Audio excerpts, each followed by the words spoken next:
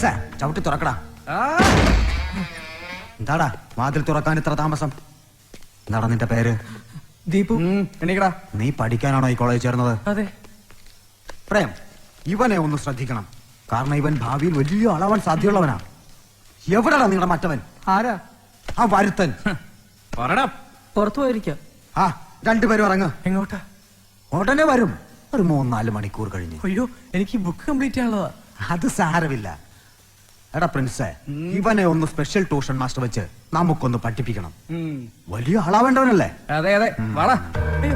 വിടിയേട്ടാ. എങ്ങോട്ടാ? ചേട്ടാ എങ്ങോട്ടാ കൊണ്ടുവന്നേ? തള്ളുന്നെന്തിനാ? ഇവിടെ വാടാ. അപ്പുറത്തെ ജോ വരുമ്പോ പറയണം പിറകിലെ റാഗിംഗ് സ്പോട്ടിൽ ഇവന്മാരുണ്ടെന്ന്.